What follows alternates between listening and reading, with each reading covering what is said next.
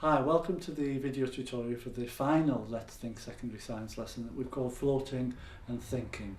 And there's two parts to the start of the lesson. The first one is a stimulus that recaps back to lesson 17, Will It Float? Where there's two children discussing, oh, the small light one sinks, but the heavy blue one floats.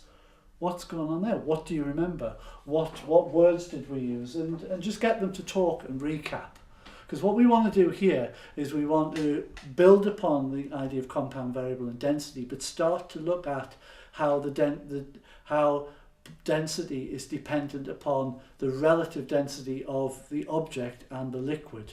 So what we get them to do is we get them to change the density of a liquid so something that sinks floats, but then put it in a new liquid and try and really get a sense of what's going on and how do we decide if something's going to float or sink and how can we manipulate that. So what I thought was a really good idea to get the students to start with and to get them talking was to use some lemonade and put some raisins in and just get the students, because they love it and it really is a lovely powerful stimulus, and just get them thinking about what's going on and why and what's happening, and start that off, because the density is changing here, it's not constant, but then revisit that at the end of the lesson, or use the activity that we'll suggest, which is the one that you'll have all done in your first cluster day, which was the Titanic activity.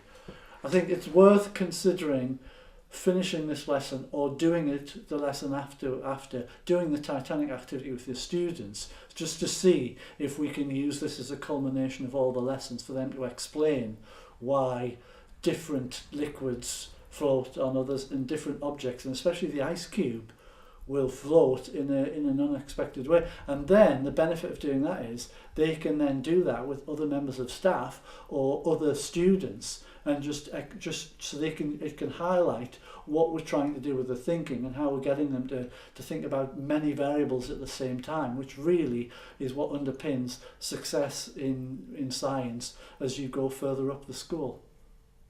Before I go through the stuff that you need to do in lesson 19 with students, I just want to mention a couple of points.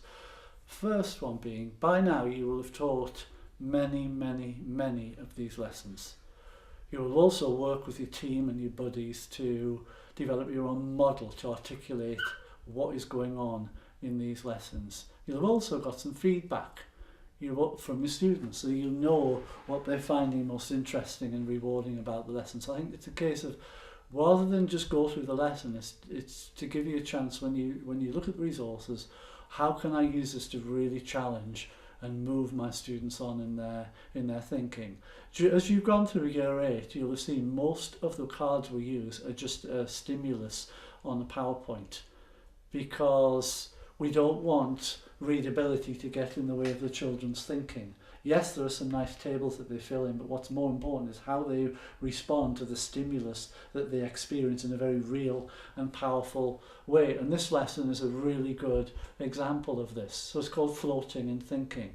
And really, that's what the aim of the lesson is, to get things floating or not, and to think about what is causing it and what are the variables and how things are interacting, because we're now touching on equilibrium.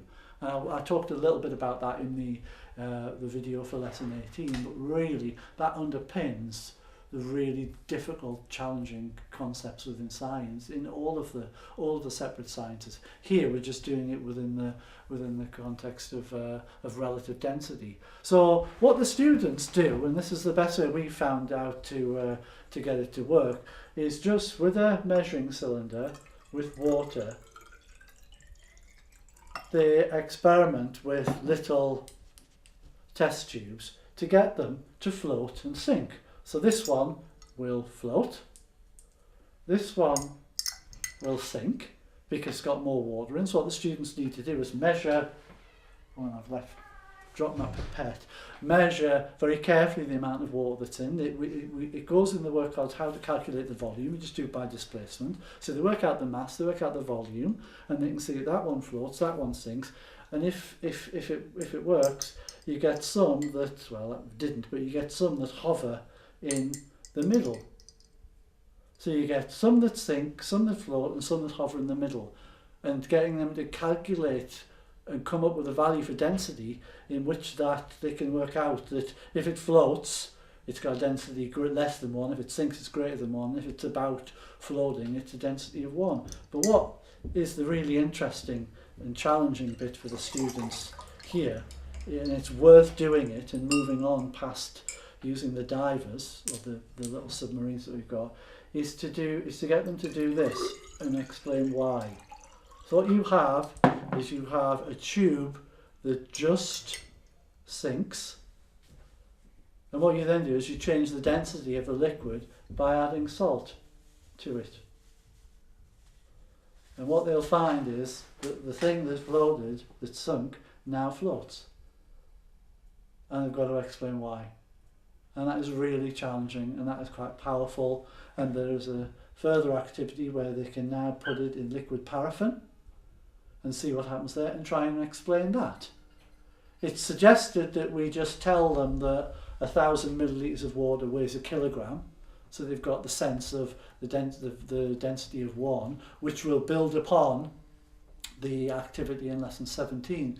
But really, I think at this stage now, you've seen the activity, you know where the challenge is, you understand the reasoning behind it because you've got the notes, and the situation now is you can use this to really challenge your students, to get them to work collaboratively together. We've engaged them because we know the lessons are engaging, you've told us that, and we know it's engaging. But actually the bit is, how do they collaborate to solve the problem? How do they develop their own language? How do we respond to that and allow them to just fly in their thinking and suggest similar ideas like this? I mean, the one in lesson 17 with the action man and the gun and the moving on to momentum, I think really you can just stimulate them now to try and come up with their own ideas. But I do think it is worth doing the Titanic activity with them, because that is a very, very powerful stimulus, and several people engage with that at the conference we've recently just had, so they can actually see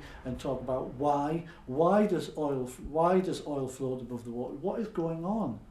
So I just think there's a real opportunity here to prepare your students for what they're going to have to face in year 9 and beyond, and just to use the skills that you've got to create a lesson and a learning experience that is a very memorable one for your students.